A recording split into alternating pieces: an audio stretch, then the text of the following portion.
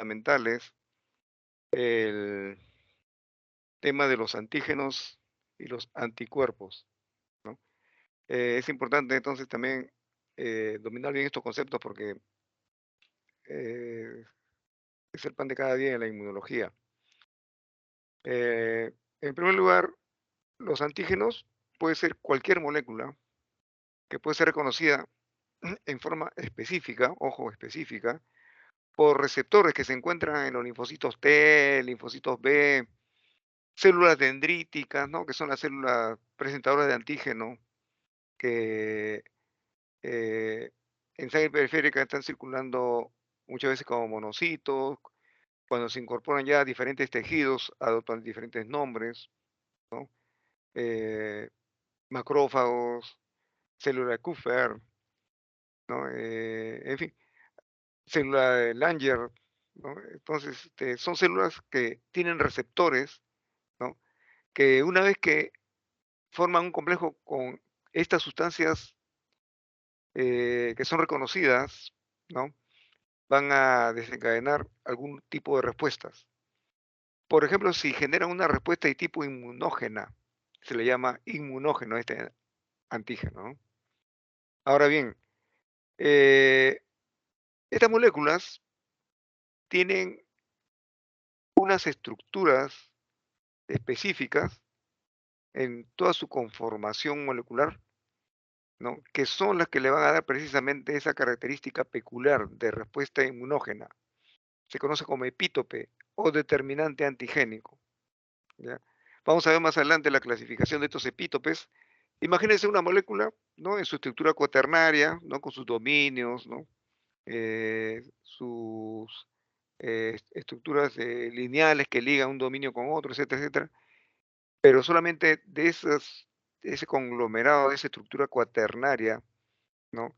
Solamente hay unas pequeñas porciones de moléculas que tienen esa característica que le vamos a llamar epítope o determinante antigénico, sobre la cual los receptores van a acoplarse, ¿no?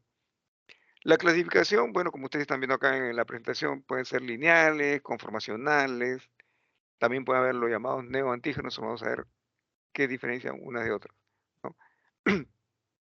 Otra característica de estos epítopes es su polivalencia o multivalencia. ¿Qué significa? Que puede unirse a un eh, o más eh, receptores de las células ya mencionadas, ¿no? Bien. Bueno, acá esta es eh, un esquema de cómo cuando ingresa un antígeno, ¿no? X, inmediatamente puede ser reconocido por un linfocito B, ¿no? Eh, que no ha sido, podemos llamar, activado, son los linfocitos B vírgenes, ¿no? Y pueden ser ellos los responsables de una respuesta primaria dirigida contra este antígeno X, ¿no? Bien, eh, si por algunas circunstancias aparecen otros antígenos distintos al antígeno X, ¿no? Y aparecer el antígeno Y, por ejemplo, ¿no? También va a haber una respuesta secundaria de los linfocitos B, ¿no? Pero al mismo tiempo, el antígeno Y que recién está siendo reconocido va a constituirse en una respuesta primaria anti-I, ¿no? Entonces ahí ustedes podrán ver cómo es que, por ejemplo, la respuesta primaria está acá representada, ¿no? Por un color lila, ¿no? Observen ese color lila cómo evoluciona una respuesta secundaria cuando hay una segunda exposición, ¿no? Produce un tipo especial de anticuerpo, ¿no? En cambio, observen el antígeno Y que recién hace su aparición, ¿no? Está aquí con un color verdoso y está produciendo una respuesta primaria anti-Y, que va a ser distinta a la secundaria, como vamos a ver más adelante.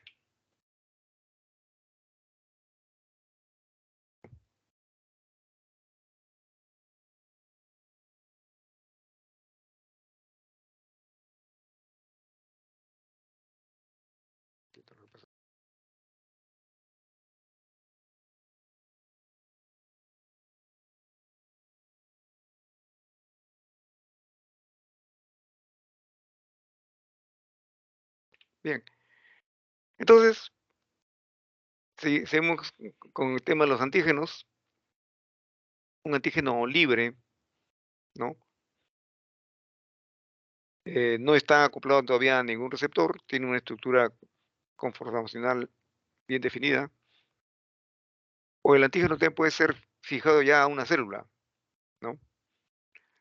En cualquiera de estas formas que la encontremos, siempre será o una proteína, o un hidrato de carbono, o un lípido, ¿no? Muchas veces es la proteína unida a hidrato de carbono o unida a lípidos, ¿no? Es lo más frecuente en relación a la composición de estos antígenos. Bueno, acá observen ustedes,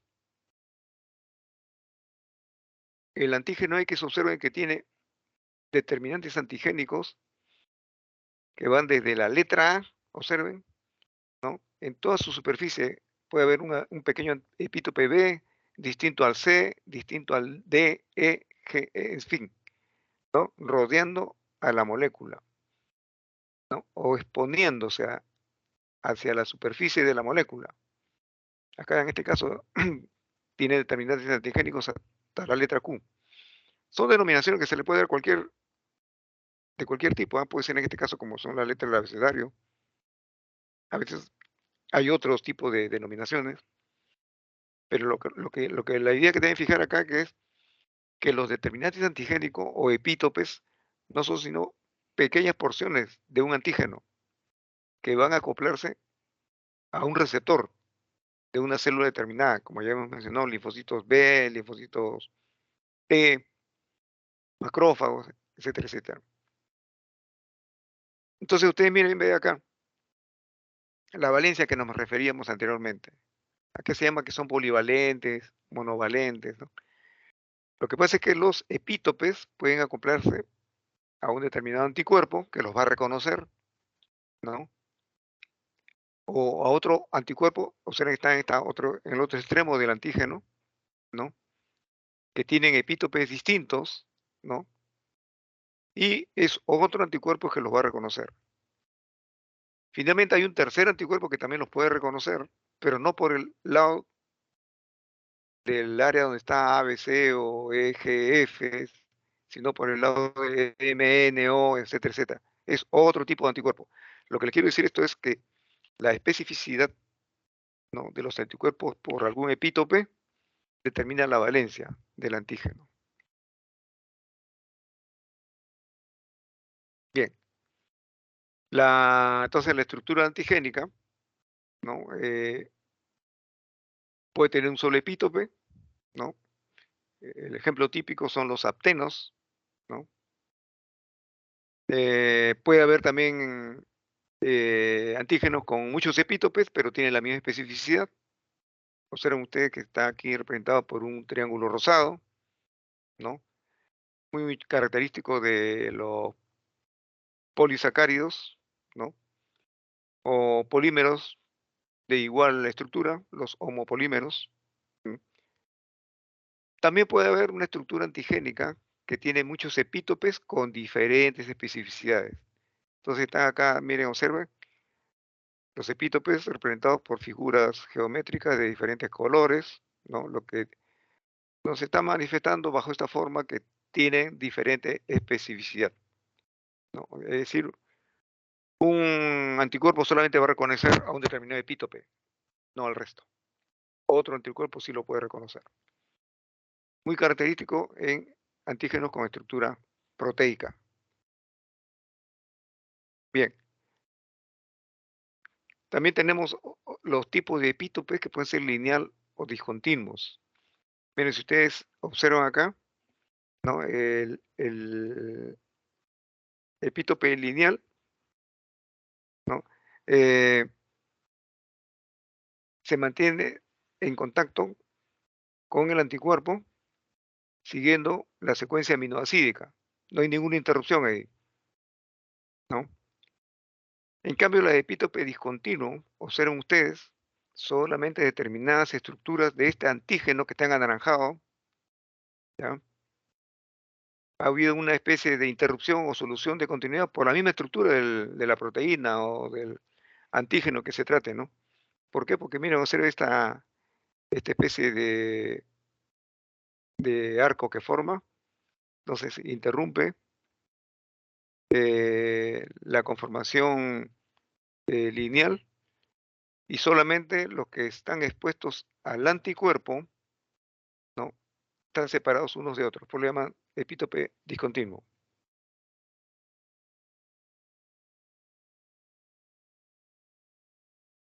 Eh, en relación también a los epítopes, es importante mencionar que los antígenos pueden reconocer todo un extremo, ¿no? Del antígeno, como se puede ver el antígeno 2, ¿no? Solamente porque tiene una especie de estructura de reconocimiento que puede acoplarse con el anticuerpo, en este caso un anticuerpo 1, vamos a llamarlo así.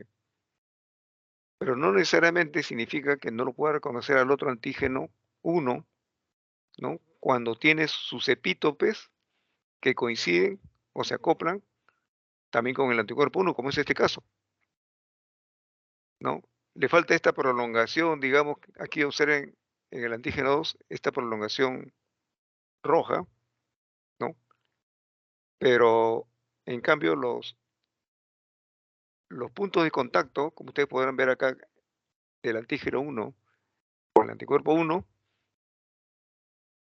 les permite identificar otro tipo de antígeno a este anticuerpo. ¿Por qué? Porque la estructura conformacional del anticuerpo lo puede hacer, lo puede identificar. Entonces, también, si bien es cierto, los epítopes tienen una determinada especificidad, ¿no? Hacia un anticuerpo, sin embargo, una asociación de epítopes pueden ensamblarse tranquilamente con un mismo anticuerpo, aun cuando el antígeno sea distinto. Basta que coincidan con la estructura conformacional de los epítopes. Lo que debe quedar en claro entonces es que un antígeno tiene varios epítopes o varios determinantes antigénicos.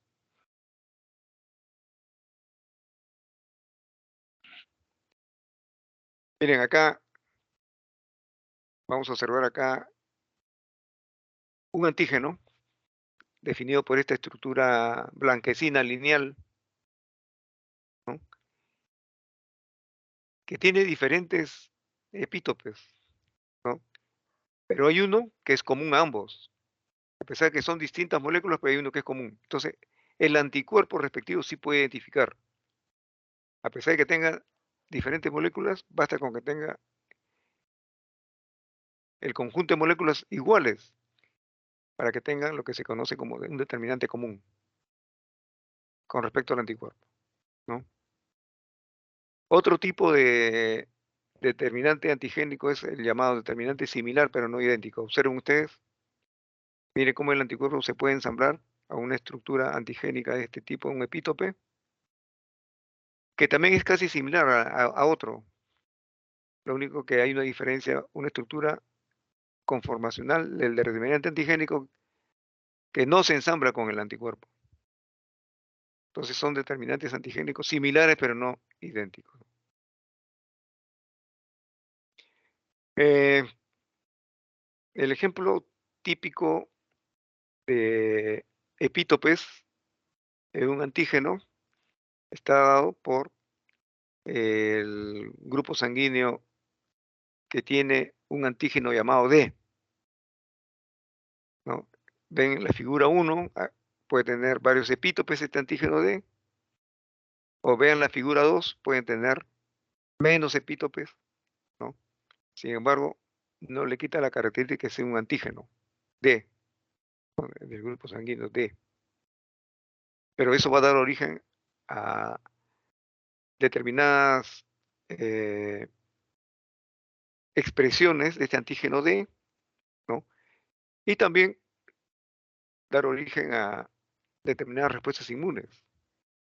En otras palabras, si yo transfundo, miren, un glóbulo rojo que tiene antígeno D, pero que no tiene determinados epítopes, hacia otro que sí lo tiene, ¿qué va a suceder? en el receptor. O sea, el donante tiene un antígeno D, pero no tiene algunos epítopes que el receptor, o sea, el que va a recibir la sangre, sí lo tiene. Esto va a producir una respuesta inmune.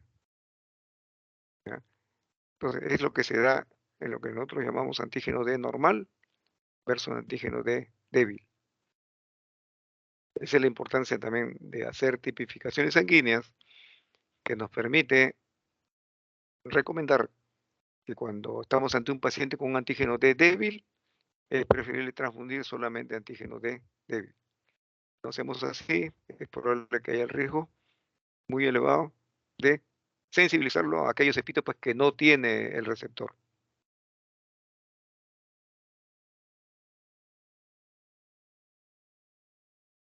Bueno, también acá esa es otra variante, el llamado de antígeno D débil o variante D1.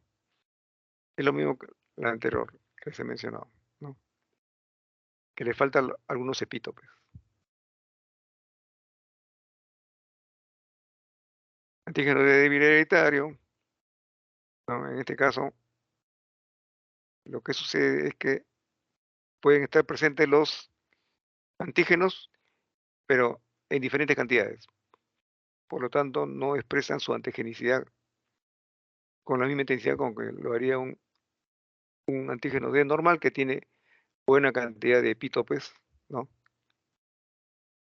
Lo que podemos llamarla, que guarda relación con la población mayoritaria, ¿no? Es una minoría que también expresa antígeno D, pero en poca o escasa expresión, poca cantidad, digamos.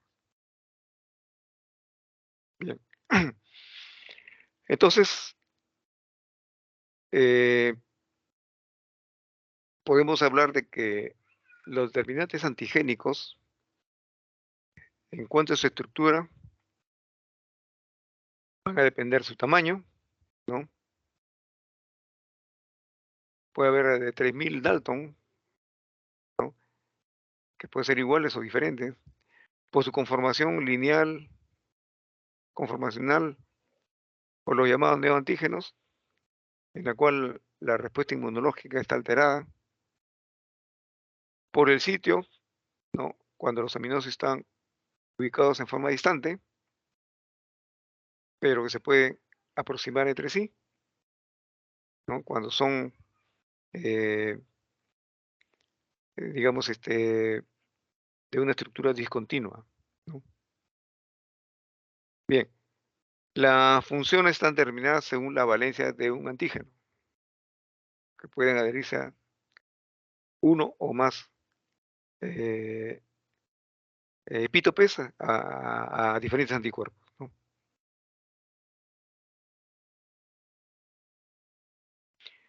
¿Cuáles son los factores que van a condicionar la inmunogenicidad? Bueno, en primer lugar, depende del hospedador, ¿no? O sea, del receptor, vamos a decir así, que es el que da el hospedaje, ¿no? Depende de la capacidad genética, ¿ya? Genes asociados al complejo mayor de histocompatibilidad, ¿ya? O genes que van a regular los halotipos de la inmunoglobulina G. La inmunoglobulina G sabemos que son varios tipos, IgG1, IgG2, IgG3, IgG4. Unos fijan complemento, otros no, dentro de esta variedad de IgGs. Y eso está siempre asociado al complejo mayor de histocompatibilidad. También depende del hospedador las condiciones generales del paciente, la edad, paciente recién nacido o un receptor recién nacido o un anciano, ambos ya también tienen un mecanismo de respuesta inmune muy venida a menos.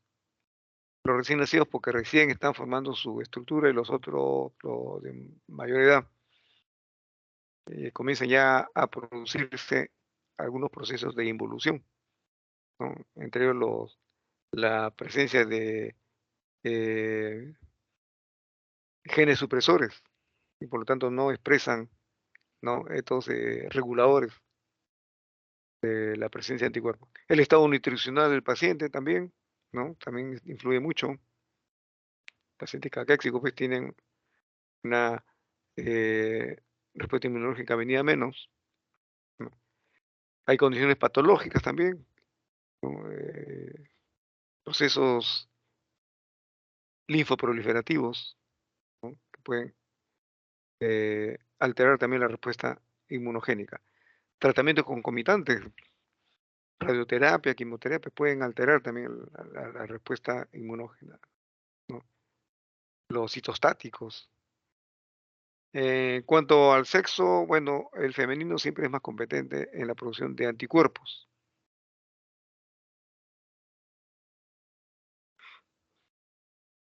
Dependiendo de la forma como se produce la inmunización, el efecto dosis, por ejemplo, ¿no?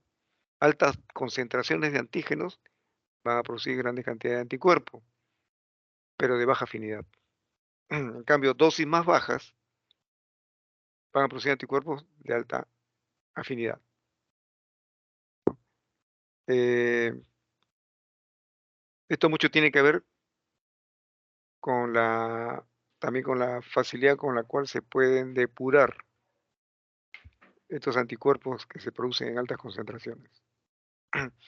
Y la vía de administración tiene que ver mucho con eso. Vías con lenta absorción son más inmunógenas. Por ejemplo, si uno está suministrando una vacuna, vamos a suponer así, ¿no?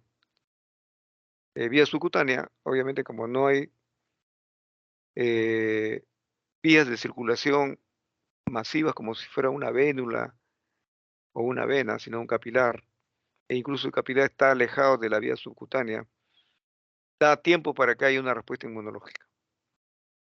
En cambio, si lo inyectamos por vía endovenosa, ahí recordar esto, por ejemplo, ¿no? La velocidad de circulación lleva inmediatamente los anticuerpos que puedan estar circulando a los riñones, donde el sistema mononuclear fagocítico se encarga ya de desnaturalizar estos anticuerpos, ¿no? Bueno, la frecuencia está relacionada con números, dosis e intervalos y que bajo estas circunstancias se puede producir o inducir tolerancia, ¿no?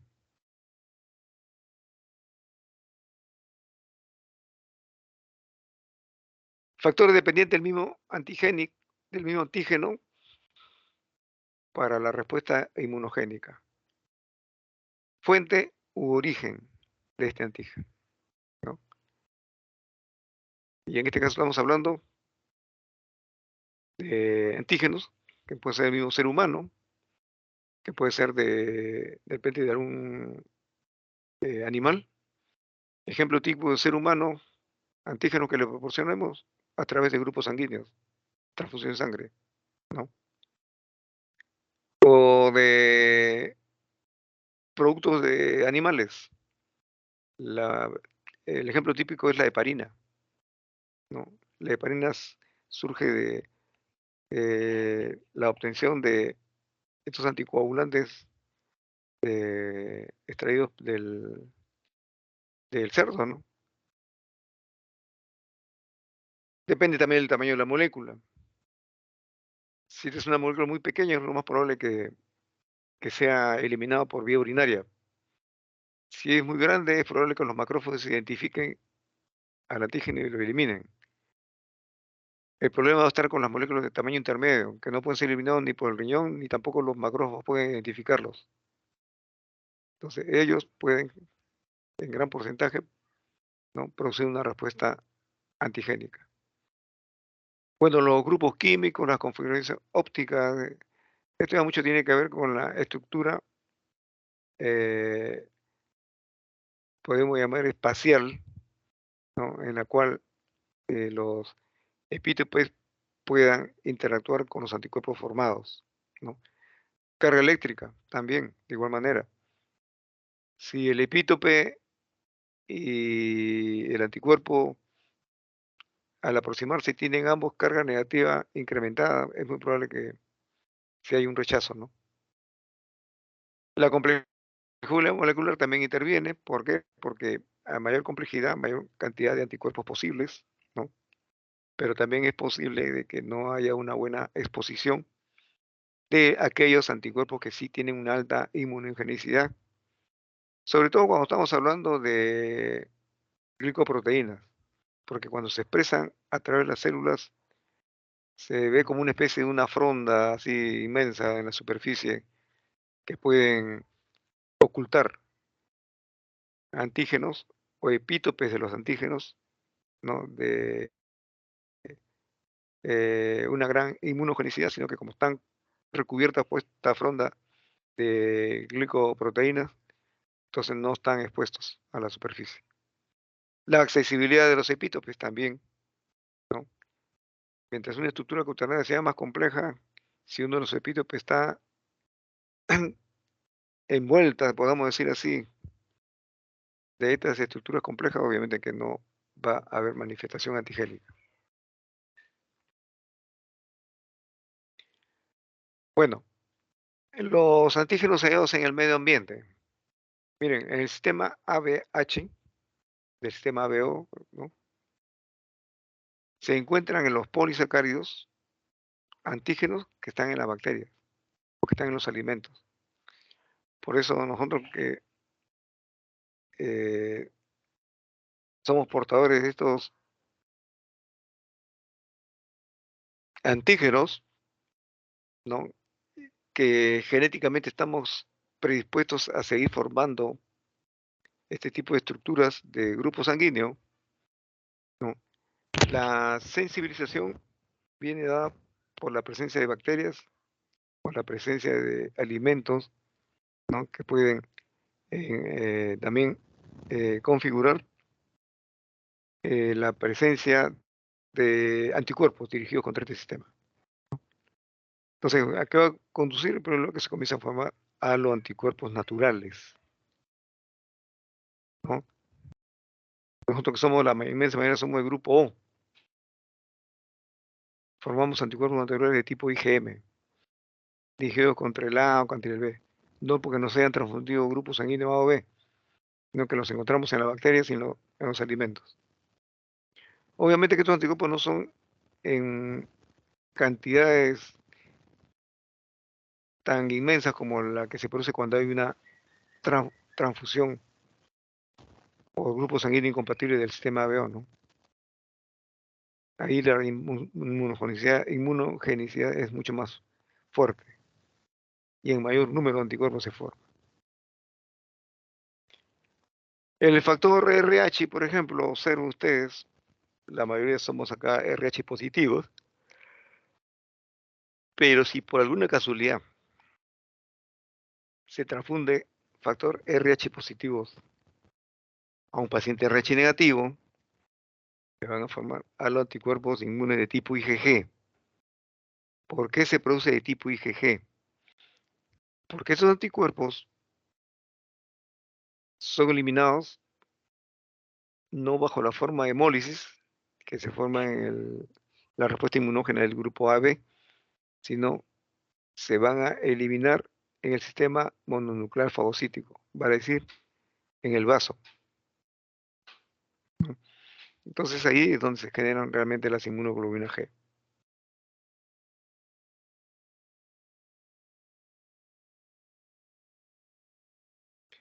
Bien, eh, la respuesta inmune son de dos tipos, una respuesta celular y una respuesta humoral. La respuesta humoral va a estar dada por la formación de inmunoglobulinas. ¿Ya? Entonces, aquí es importante recordar eh, las inmunoglobulinas más importantes que se van a formar están relacionadas con la inmunoglobulina G.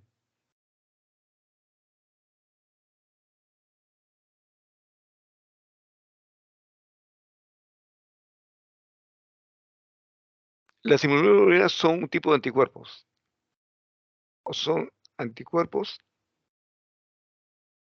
con una característica fundamental, son familia de glucoproteínas, es decir, moléculas, ¿no? Que expresan una estructura, una conformación proteica, pero también unidas a moléculas eh, derivadas de la glucosa, ¿no?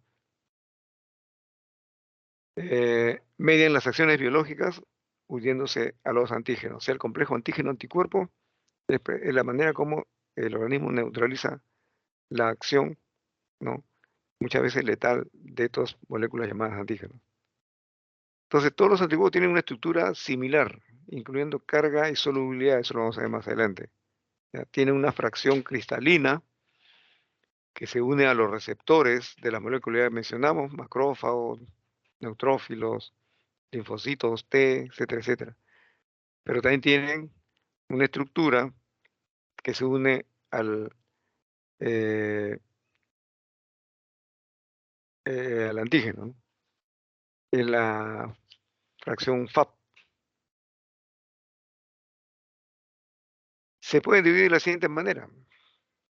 Primero, isotipos: IgA, IgG, IgE, IgD, IgM. De todos ellos, lo que hay que recordar siempre, porque siempre se va a hablar, cuando se habla de algunos trastornos, ¿no? Medicinas, básicamente es inmunoglobulina G e inmunoglobulina M. Cuando viene un agente extraño, lo primero que se forma es una IgGM, ¿no? Como una respuesta primaria. Si se sigue la exposición a este antígeno extraño, se va a formar IgG, con una amplia variedad, una amplia gama de variantes de esta IgG. La IgA la vamos a encontrar generalmente en líquidos, ¿no? Secreciones. El IgE es propio de estructuras de mucosas, ¿no?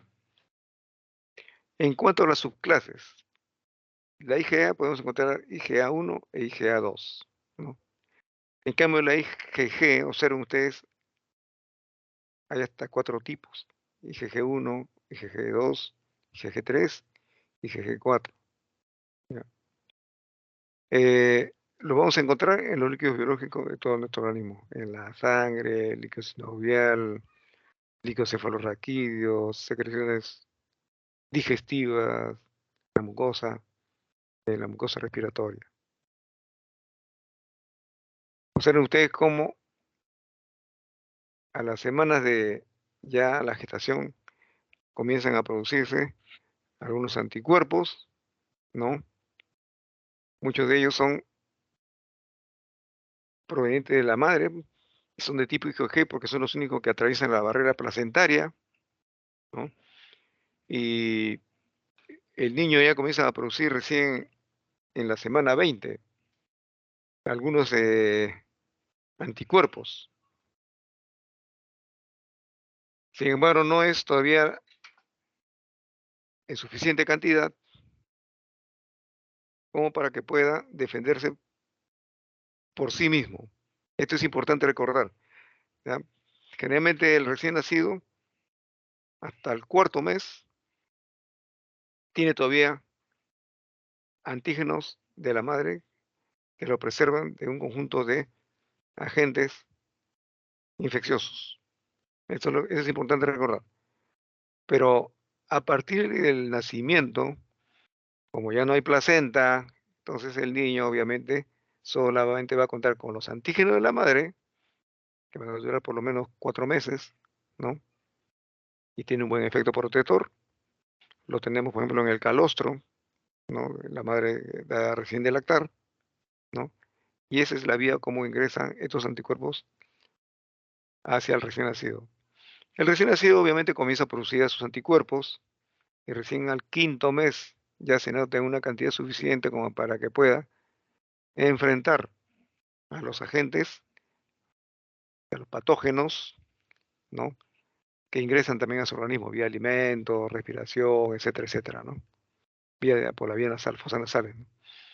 Eh, entonces, es importante recordar cómo eh, desde el nacimiento ya comienzan a formarse algunos anticuerpos propios del recién nacido, ¿no? De tal manera que a la edad del adulto, ya el niño, ¿no?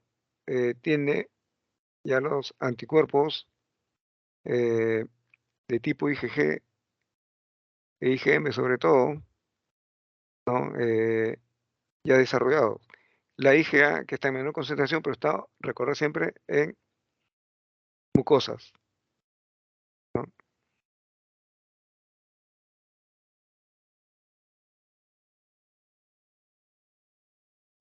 Mire, este es lo que le mencionaba, un típico anticuerpo. Si usted observa como si fuera una Y, este es un anticuerpo tipo IgG, esta es la característica, ¿ya? Tiene una porción, si usted lo ven, la porción celeste es lo que le llaman la porción eh, constante. La anaranjada es la porción variable, ¿ya? Recordar eso. Y hay dos extremos bien definidos. La porción FC, que es la que entra en contacto con el sensor de las células, blanco, ¿no? Eh, de los macrófagos, de los linfocitos, monocitos, ¿ya?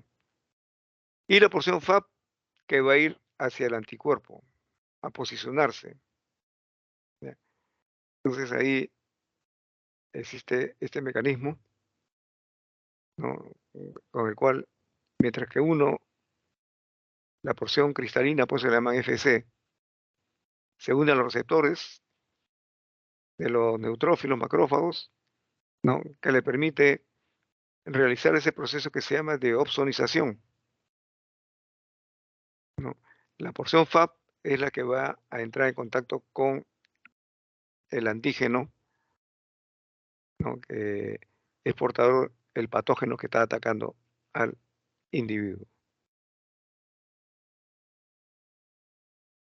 Bueno, te ya miren una visión desde el punto de vista de la estructura cuaternaria, ¿no? La que le hemos presentado anteriormente es una estructura muy esquemática. Aquí está todo este conglomerado ¿no? de moléculas que forma acá lo que nosotros llamamos la fracción cristalina. Observen el otro extremo, ¿no? La porción variable y la porción constante. De ahí se dice otro extremo que se llama la porción FAB.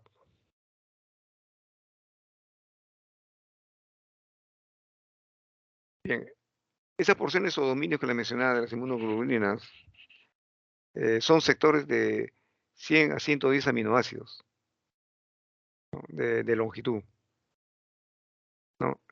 Eh, lo vamos a encontrar siempre eh, en enlaces donde están los enlaces disulfuros, ¿no? Lo que le permite que haya una especie de plegamiento sobre sí mismos de los aminoácidos, de tal manera que cuando se pliegan en un sinnúmero de estructuras forma un conglomerado que se le llama dominio o región. Es lo mismo. Lo van a encontrar en la literatura, a veces no lo traducen al castellano, producto del inglés ponen ahí una estructura llamada clinker, ¿no? Eh, las cadenas livianas de estas estructuras eh, de inmunoglobulinas tiene dos dominios. En cambio, las cadenas pesadas, H, puede tener de 4 a 5 dominios. Vamos a tratar de retroceder.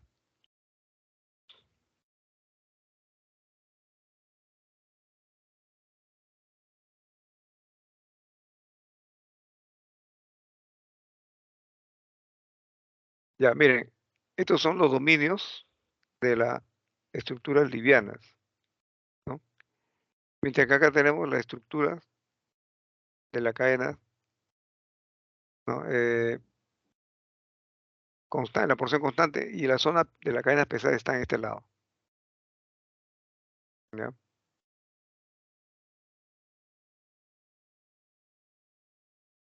Entonces, cada dominio ese se designa con una letra, L o H, ¿no? Y su número va a indicar su posición. Los primeros dominios siempre son muy variables, por lo que se domina muchas veces BL o BH. Es la porción variable la que le mencioné, que es de color anaranjado. Bien, alguna propiedad biológica de estos dominios de inmunoglobulina, porque aquí, como repito, cada vez que hay una respuesta inmunológica, si conocemos las propiedades biológicas de estos inmunoglobulinas, podemos entender por qué reaccionaron de una determinada manera, ¿no? Por ejemplo, el dominio CH3, que es de la porción constante, relacionado con reacciones citotrópicas que van a implicar que eh, presencia de macrófagos, monocitos, mastocitos natural killer, linfocitos B, ¿no? Se va a ensamblar a cadenas pesadas y ligeras.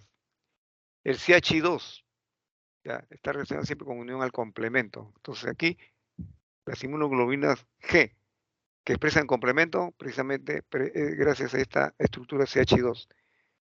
Y va a controlar el ritmo catabólico también, entonces, de esta molécula de complemento, ¿no?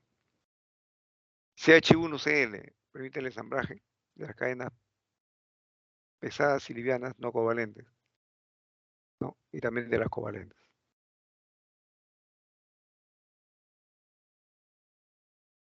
Hablemos de la región variable, la que está más expuesta a la porción FAP. Nuevamente, vamos a retroceder para que sepan de qué estamos hablando, para no perder la hilación. Esta es la porción variable que les menciono. ¿Ya? Si esta es la porción FAP y esta es la porción cristalina, la que está en celeste, la porción FAP tiene dos, una variable y una pesada. A eso me refiero cuando hable de porción variable o pesada. La anaranjada es la variable.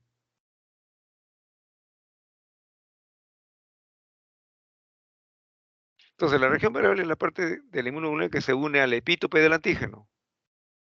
La mayor variabilidad se va a encontrar en el extremo N-terminal de 110 aminoácidos, tanto en la cadena pesada como la ligera. La secuencia de mayor variabilidad la vamos a denominar regiones hipervariables o determinantes complementarios.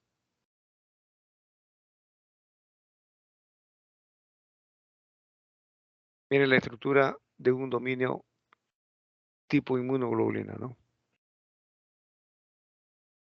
Es una inmunoglobulina, miren, tipo IgG, ¿ya?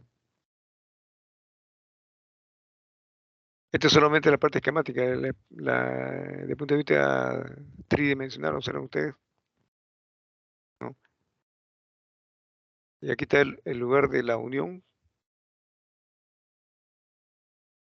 del anticuerpo con un epítope.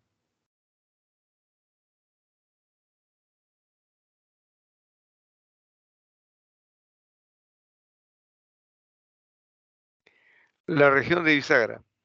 Mira, la región de bisagra no es sino la que une las cadenas de la porción constante, ¿no?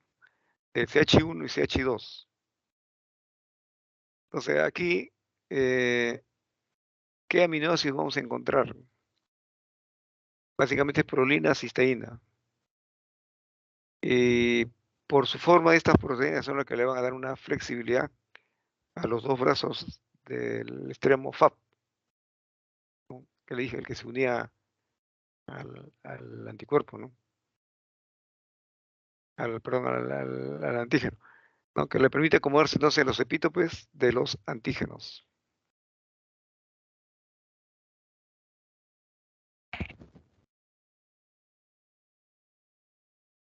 Bueno, aquí está también la estructura primaria de una inmunoglobulina. Lo anaranjado es una cadena ligera, ¿no? Su respectiva porción variable, miren a los extremos, ¿no?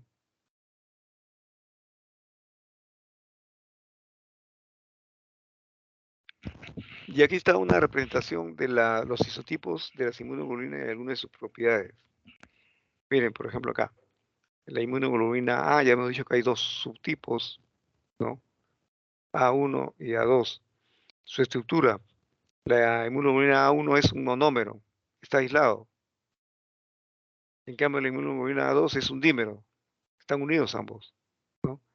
Función principal, observen, inmunidad de mucosas. ¿Ya? Esto no hay que olvidarlo nunca. Inmunoglobulina siempre va asociado a la inmunidad de mucosas, por eso siempre lo vamos a encontrar también en los estudios de laboratorio, ¿no? en secreciones gástricas, salivales, ¿no? También lo podemos encontrar en secreciones bronquiales, ¿ya? Miren, la inmunoglobulina D aparentemente tiene una estructura monomérica, su función principal un tanto desconocida. La inmunoglobulina E sí es un monómero. Este se forma en función de una respuesta parásito, por eso siempre va unido a trastornos de tipo anafiláctico, ¿no? ¿Dónde vamos a encontrar su actividad biológica? En los mastocitos que tienen receptores para esta inmunoglobulina E. Repito nuevamente, la porción FAP es la que se va a unir con el mastocito, la porción FAP de la inmunoglobulina E. De tal manera que, perdón, la porción FC, de tal manera que la porción FAP va a quedar lista para unirse al antígeno. Y aquí tenemos la diferentes tipos de inmunoglobulinas G, IgG1, 2, 3 y 4. ¿Ya? Eh, Observen ustedes acá, la estructura es monomérica, ¿no? Y su función principal es surgir cuando hay una respuesta secundaria a patógenos.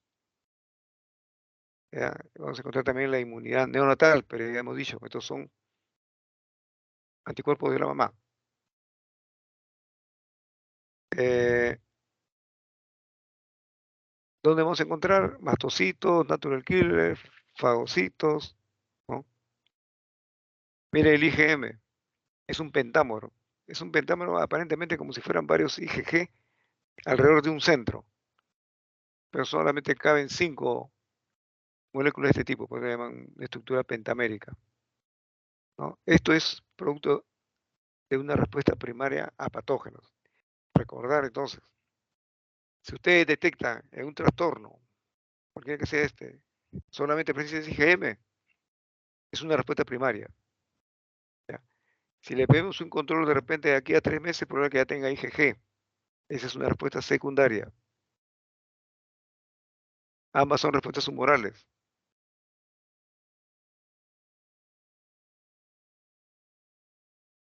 Bueno, y aquí está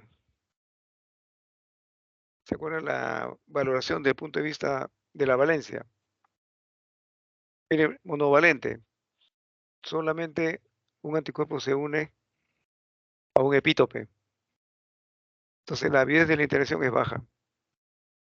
En cambio, cuando puede unirse a 2 epítopes, porque están cercanos, en primer lugar es una valencia bivalente y la avidez es alta. Pero si agarramos, por ejemplo, el IgM, que habíamos dicho que es un pentámero, y a pesar de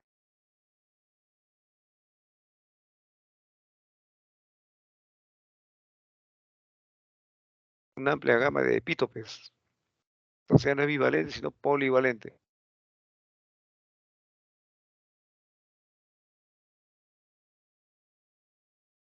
Bien, miren acá la concentración de los subtipos de inmunoglobulina. Miren, la inmunoglobulina G1 es la que tiene mayor concentración. La IgG4 es la que tiene menos concentración. Recordar entonces, ¿no? Y entre los extremos están los intermedios, el IgG2 y IgG3, ¿no? La vida media en el suero, IgG1, 23 días, igual que el IgG2 y el IgG4. El IgG3 con la justa dura una semana. Pasan la placenta, el IgG1 sí, el 3 y el 4 sí, el IgG2 no. Fijan complemento, el 1, 2 y 3 sí, mucho más el IgG3. El IgG4 sí no fija complemento. La afinidad por unirse a los receptores, observen que el IgG1 y el IgG3 tienen una alta afinidad. El IgG muy baja y negativo para el 4. Esta propiedad fisiológica, repito, es importante también que lo dominen, porque va a tener aplicaciones cuando estamos hablando de alguna respuesta relacionada con el tiempo de vida media, si pasan o no la placenta, o si fijan o no el complemento. ¿ya? La letalidad está dada precisamente por esto, fijar complemento. Si pasan la placenta puede hacer daño a las células del recién nacido o el embrión que está en estos momentos en formación, ¿no?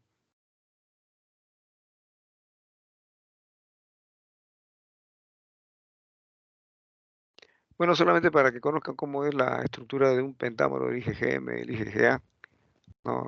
Cómo se une, por ejemplo, en la inmunoglobulina A, observen, la de tipo 2, ¿ya? Se dan cuenta, están dos, aquí se observa, ustedes pueden encontrar dos monómeros de inmunoglobulina A. Cuando están unidos por la cadena J, forman un dímero, ¿ya? Entonces es una inmunoglobulina A tipo 2. Observen ustedes acá el pentámero de inmunoglobulinas G, que van a dar origen a la llamada inmunoglobulina M, ¿ya? La molécula que va a unir a estas moléculas se llama la cadena J.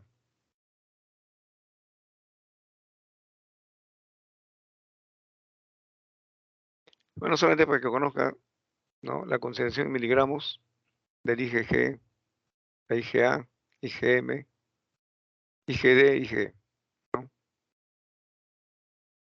Y esto referido a adultos, ¿no? Bueno, ya hemos hablado de anticuerpos, ¿cuáles son sus funciones? Bueno, en primer lugar, por si acaso, ¿dónde se forman los anticuerpos? Son los plasmocitos que han evolucionado a partir de un linfocito B que fue activado, ¿no? Entonces, ¿cuál es su función?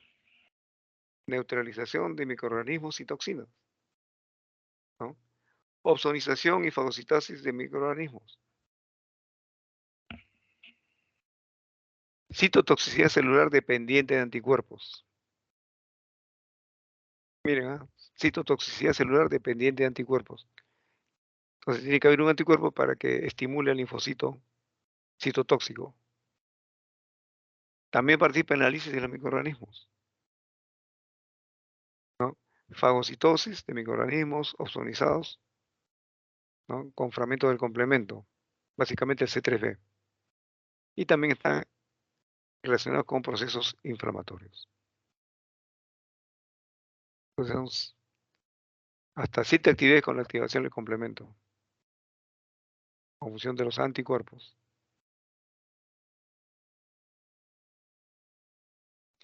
Miren, acá dice que los anticuerpos hacen mucho más manejable a los antígenos y a los patógenos. Claro, ¿cómo? Imagínense un virus, aquí está en celeste, mm, ¿no? El virus en celeste. Este virus no puede ser reconocido directamente por el fagocito, en este caso, ¿no? Pero la naturaleza es sabia. ¿Qué ha hecho? Que existan anticuerpos que sí se pueden adherir a un virus, que es un antígeno en buena cuenta, ¿no? Entonces, una vez que se adhiere por la porción FAP al virus, como el fagocito tiene receptores para estas inmunoglobulinas, ¿qué va a hacer? Se va a adherir el fagocito a la porción FAP, ¿ya?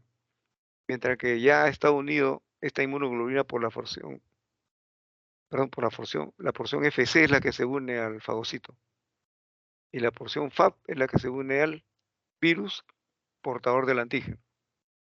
Entonces, una vez que se forma ese complejo, ya es fácilmente digerirlo, ¿no? Se va a aproximar, va a formar el fagosoma, finalmente lo incorpora y lo destruye. Funciones específicas de la inmunoglobulina G. Opsonización de antígenos. ¿Para qué? Para que lo fagociten macrófagos y neutrófilos. Insisto nuevamente, este fenómeno de opsonización se da cuando el macrófago o el neutrófilo no puede identificar directamente algún patógeno. Entonces, ¿qué sucede? Las inmunoglobulinas G se incorporan, ¿no?, y agarran su porción FAP, se fijan al antígeno del patógeno que ha invadido, ¿no? De tal manera que la porción FC, la porción llamada también cristalina, se ensambla con el receptor que está en el macrófago, en el fagocito, neutrófilo, monocito, y rápidamente ya puede ser englobado, ¿no? Está fijado, ya puede ser englobado. También participa en la activación de la vía clásica del complemento. Ya, esto tiene mucho que ver con los fenómenos de lisis celular. Una vez que se activa el complemento, el patógeno, que es una célula o una bacteria que ha ingresado, rápidamente es eliminado por este mecanismo de lisis celular. Citotoxicidad dependiente de anticuerpos mediada por células natural killer. Ya. Básicamente estamos hablando acá de las llamadas células asesinas. ¿Ya?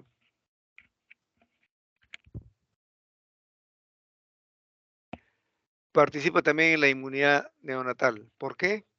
Que la mamá le ha transferido sus anticuerpos a través de la placenta al niño, ¿ya? Al recién nacido. Después hay inhibición por retroalimentación de la activación de linfocitos B. Bueno, ya este es un mecanismo de producto de los reactantes de fase agudo, lo vamos a ver. Cómo es que estos reactantes de fase agudo, al llegar a una determinada fase de su concentración, van a inhibir a los linfocitos para que se sigan activando.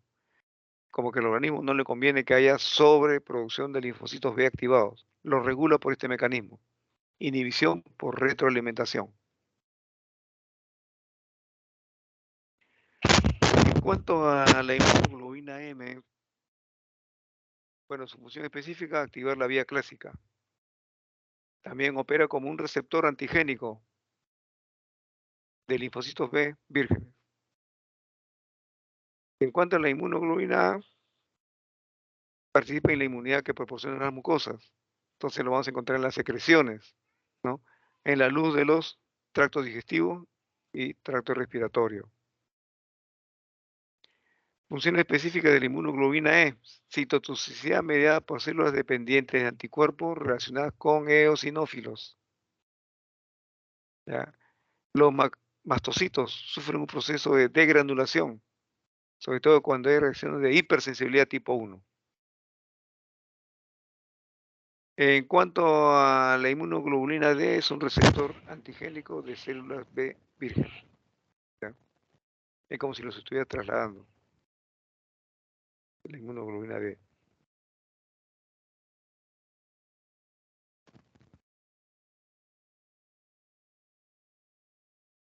Bueno, es una demostración de cómo hay una reacción antígeno-anticuerpo, sea por la cadena ligera o por la cadena pesada, en la cual los epítopes del anticuerpo han sido reconocidos por la molécula, ¿no? Entonces su porción FAP se acerca, lo engloba, no tanto lo engloba, sino lo abraza, ¿no? Porque es como una Y, ¿no? La cadena ligera por un lado, la cadena pesada por el otro lado.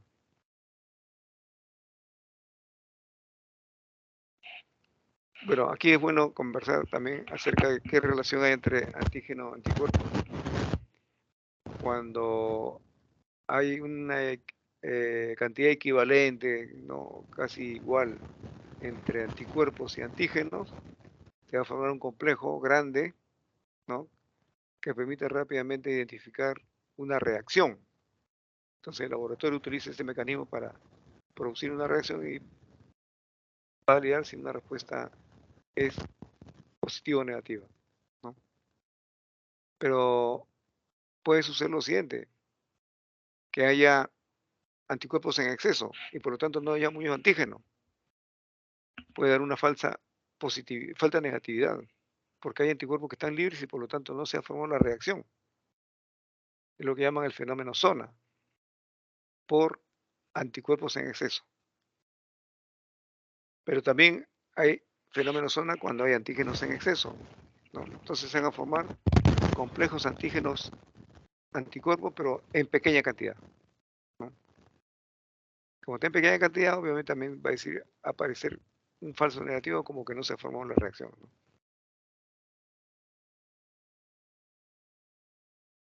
Bien, habíamos dicho que la respuesta primaria se está formando el antígeno inmunoglobulina, perdón, no el antígeno, la inmunoglobulina M, ¿no? Esta respuesta primaria va a durar de 7 a 10 días.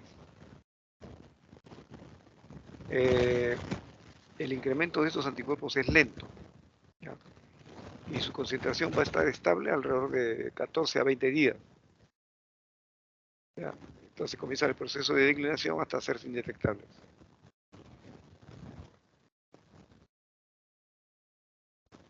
El ejemplo típico es, repito nuevamente, la formación de anticuerpos de inmunoglobulina M.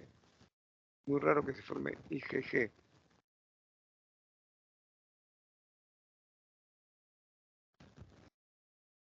Aquí está.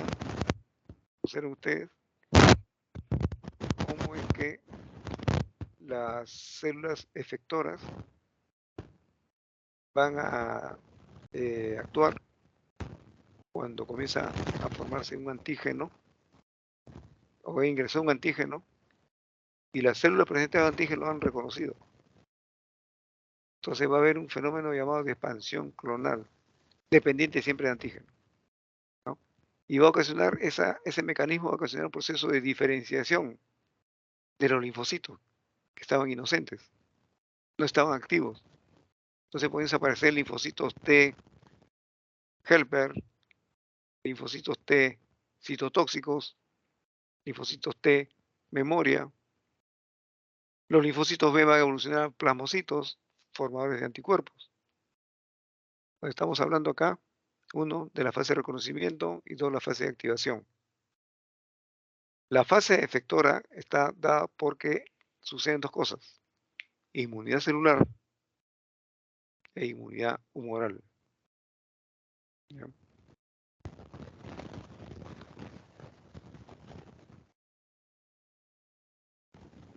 Las células memoria tienen una función que es la de activar el mecanismo de diferenciación clonal antígeno dependiente, pero sin pasar por la previa presentación de las células presentadoras de antígeno.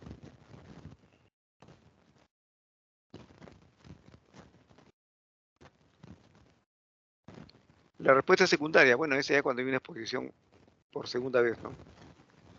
Al mismo antígeno. Puede durar días o años. El periodo de incubación, el más corto conocido, es de 2 a 3 días. Hay mayor producción de anticuerpos, su pico máximo va a alcanzar a los 10 días, ¿no? Y aquí, como están viendo ustedes, el antígeno previamente siempre va a ser IgG, inmunoglobulina G. Bueno, este era lo que les mencioné anteriormente, ¿no? Que fue el último slide que pasamos, ¿no? Como hay una respuesta primaria, ¿no? Cuando se expone por segunda vez, hay una respuesta secundaria, ¿no?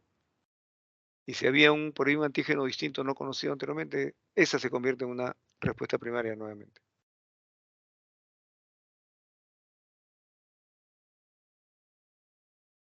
Bien, hasta aquí, ¿alguna pregunta, algo que no haya quedado claro?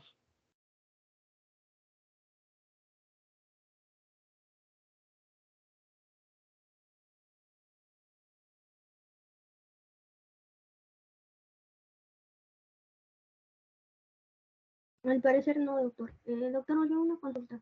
¿Va a subir lo que es el material de la presentación al canal? Sí, sí, sí. Voy a abrir hay un canal que se llama Tareas, creo, ¿no? Ahí lo van a... Mm, en tareas es para asignar trabajos, doctor. Sería dentro del Esto, canal, hay uno que dice ya, archivos. ya, muy bien, ya, está bien, sí, ya lo vi. Está bien, Ya, ahí lo voy a colocar. A ver, ya, doctor, gracias. hay 66, 7, 70, está bien, ya. Muy bien, entonces, si no hay preguntas, aquí quedamos. Por si acaso, mañana tienen también con la doctora Patiño, ¿ah? Ahí sí va a haber dos clases. Sí, doctor. Ya, ok. Eh, Le voy a entregar a los, o mejor a la delegada general, le voy a entregar el conversatorio del próximo jueves, no este jueves, sino el próximo jueves, ¿ya? Va a ser el primer conversatorio para que lo estudien. Miren, son 6 hemogramas tipo. Lo importante es que ustedes, en base a la poca información que se da, lleguen a una conclusión. Generalmente son pacientes que hacen diferentes anormalidades de tipo hematológico, ¿ya?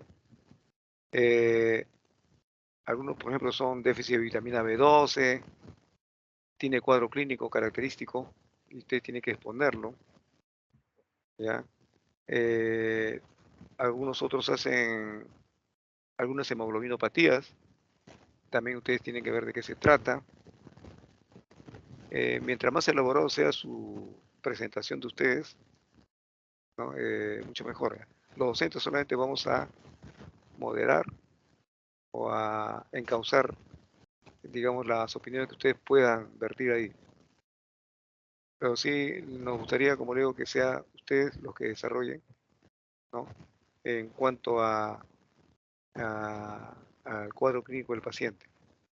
Porque hay muchas cosas ahí que a partir de lo que la información que se les va a dar y el dato de laboratorio, pueden desarrollar a manera de hipótesis de qué se trata, ¿no? Y desarrollar desde el punto de vista de repente, no tanto nosográficos, pero sí puntuales, de qué se puede tratar. Yo les pongo un ejemplo, ahí por ejemplo hablan de blastos, ¿no? Si hablan de blastos, entonces sería interesante que ustedes hablen también de la clasificación de blastos, ¿no? Hay un tipo de clasificación que ya ha caído en desuso, la Organización Mundial de la Salud ha traído otra clasificación, ¿no? Vinculada muchas veces con trastornos genéticos, por lo tanto hablan de un estudio del cariotipo, por ejemplo, ¿no? Todas esas cosas me gustaría que ustedes con sus docentes lo vuelquen, ¿no? Pero hay que leer. Siempre es bueno, como repito nuevamente, a partir de unos cuantos datos, es como si hubiera un paciente en emergencia, tiene poca información, y a partir de ahí ustedes pueden desarrollar toda una hipótesis de trabajo. Hay hemoglobinopatías, ¿de qué se trata esa hemoglobinopatía? ¿Es una talasemia o no es una talasemia? De repente es una hemoglobinopatía conocida, ¿no? En donde solamente hubo una especie de transposición de un aminoácido por otro, de qué aminoácido se trata, pero todo es a cargo de ustedes, ¿ah? Repito nuevamente, los docentes van a encauzar este tipo de conversatorios. Son solamente 6 hemogramas tipos que no deben ustedes olvidarse nunca. Hay también, por ejemplo, ahí, a ver, ¿qué otro caso he visto ahí? Vitaminosis, déficit de vitamina, porque hay una anemia macrocítica por ahí, he visto. Ah, ya, la proteinúria de Benson-Jones. Proteinúria de Benson-Jones que es característico de una patología. También sería interesante que hablen a propósito de eso, de un proteinograma electroforético, ¿no? Y por qué esa proteína debería o no debería estar presente, en qué cantidad, etcétera, etcétera. Entonces, todo eso es desarrollo, repito nuevamente. La idea de esto es siempre que ustedes, cuando ustedes hacen un conversatorio, tengan que presentarse al conversatorio con bastante información relacionada con el tema, obviamente, ¿no? Ya cuando ustedes comiencen, ya están llevando curso de clínica, ya también supongo que también están llevando historias clínicas, ya. Entonces, mire, desde ahora acostúmbrense a leer, no se queden callados, ¿ya? Mañana más tarde, cuando lleguen ustedes al internado, precisamente con un bagaje ya académico determinado, todo eso que son ustedes como pregrados se va a volcar ahí en el internado. Y los médicos se dan cuenta quién realmente, ¿no? Ha incorporado buena información por la calidad de las historias clínicas, ¿no? Eh, en el conversatorio igual, de igual manera, ¿no? Nosotros también vamos a desarrollar el conversatorio, pero enfocado básicamente en el correlato clínico analítico, ¿ya? Entonces, esperemos que también les sirva de utilidad cuando ustedes discutan los casos clínicos y por analogía lo apliquen ya cuando roten en renal, eh, neumología, en fin, cardio, ¿no? Porque de eso se trata. El laboratorio no les va a dar el diagnóstico. El laboratorio solamente lo va a aproximar a algún diagnóstico o lo va a alejar de otros, ¿no? Entonces, en esa parte es importante que ustedes entiendan cuál es el papel, cuál es el lugar que ocupa el laboratorio dentro de este proceso que se llama llegar a un diagnóstico clínico, ¿no?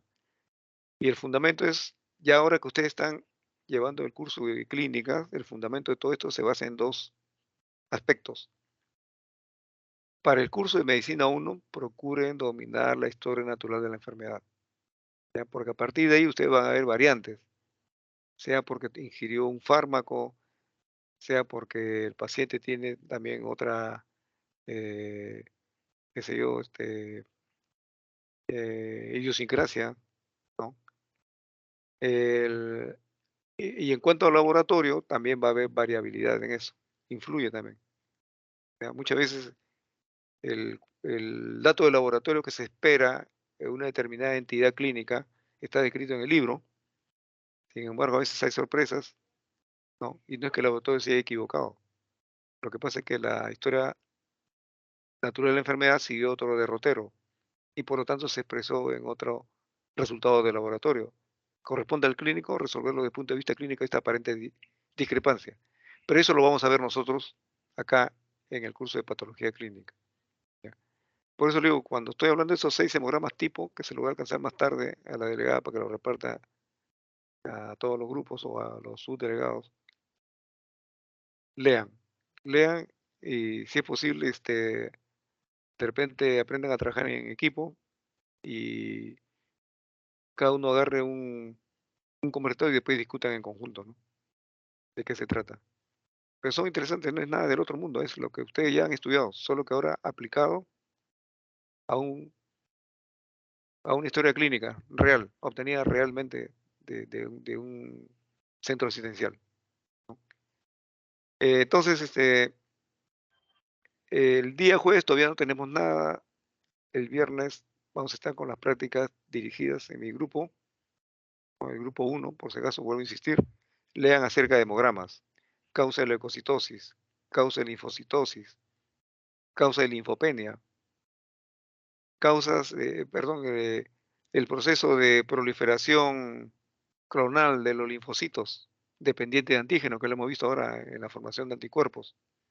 También es interesante que lo lean porque a partir de ese proceso ustedes van a entender cómo surgen las células efectoras de la respuesta inmune. ¿De dónde se formaron los linfocitos T auxiliares? ¿De dónde se formaron los linfocitos T citotóxicos? El linfocito T memoria, ¿no? ¿Por qué se forma un T memoria? Entonces, ¿qué tiempo de respuesta le ahorra al organismo? ¿No? ¿O por qué las citoquinas influyen en el linfocito B para que se transforme en plasmocito? ¿Y qué me produce el plasmocito? Y a propósito de la producción de anticuerpos, ¿qué cosa es el fenómeno llamado de apoptosis? Todo eso ustedes deben saberlo, ¿no? En profundidad, ¿no? Solamente así ustedes van a llegar a descubrir lo interesante que es la medicina como carrera que ustedes han escogido. Bien, si no hay entonces preguntas, yo creo que hasta acá nomás quedamos. Buenas noches. Doctor, entonces el Sí, conversatorio es de todo el grupo general, perdón. no es cada uno en su grupo de práctica. No, yo hablo solamente por si acaso para mi grupo que debe estar presente acá. Son los primeros, si no me equivoco, 19 alumnos, ¿no? Eso es lo que yo voy a hacer, pero el, Solo yo, ellos van a hacer el conversatorio. el conversatorio referido a hemogramas, causa de leucocitosis, causa de linfocitosis. Pero yo he hablado de los hemogramas para el día para la siguiente semana, el jueves de la siguiente semana. Ahí hay 6 casos clínicos, ¿ya? En la cual ustedes van a tener que presentarlos cada uno con su docente. Los conversatorios van a ser así por si acaso, ¿ah? O sea, yo presento 6 casos tipos, ya. Ahí lo van a desarrollar ustedes cada uno con sus docentes. Ya, sí van a disponer de esas 4 horas para desarrollarlo. De repente agrúpense por equipos, ¿no? Porque como son 18, imagínense, mejor yo le aconsejaría que se agrupen los 18 en 6, o sea, de 3 alumnos, 3, 4 alumnos cada grupo, y vayan presentando, pues, el hemograma 1, hemograma 2, hemograma 3, 4, 5, 6. Bien, hasta ahí el primer conversatorio. El segundo conversatorio sí ya es un caso de un paciente renal, ¿ya? Con toda la historia clínica, toda la descripción, la anamnesis, los datos de laboratorio, ¿no? Y también con su docente lo van a desarrollar. Y así sucesivamente. Son 12 conversatorios, ¿ya? De aquí, de ahora hasta que termine el curso, que si no me equivoco es el 16 de septiembre. Los días viernes, repito, solamente es prácticas dirigidas y terminadas los 8 rotaciones que debe haber, que rotan cada 2 semanas, por si acaso, ¿ah? Por ejemplo, los que están conmigo todavía no rotan la siguiente semana. Todos se siguen con su segundo docente 2 semanas, con sus respectivos docentes. Más o menos son 8 semanas. En la 9ª semana empiezan los seminarios, ¿ya? Y a cargo de ustedes, hasta completar y terminar la semana 16. ¿Ya? Recordar eso, ya le voy a hacer también el syllabus. Lo estoy cuadrando para que no haya problemas de sincronización, ¿ya? Pero insisto nuevamente, conversatorios Ya. son los jueves. Las prácticas dirigidas con su grupo, con su docente. Yo supongo que ya les ha dicho, llámenlo en todo caso por teléfono, yo les aconsejo. Llame por teléfono en los grupos a su docente, el subdelegado, de cada grupo llama a su docente, doctor, ¿qué vamos a hacer en la práctica dirigida? ¿Qué debemos ir leyendo? El doctor Subieta, por ejemplo, es muy bueno en la parte de banco de sangre. Él siempre prefiere decir, vengan con su lapicero a colores, rojo, azul, negro, verdes, porque lo explica bien bonito esta parte de las pruebas de laboratorio. Así que vayan comunicándose con su docente que tiene que venir leyendo para el día viernes. De los 6 hemogramas que le mencioné es para el jueves, el conversatorio, es el primer conversatorio, ¿ya? Bien, entonces, ¿alguna pregunta más?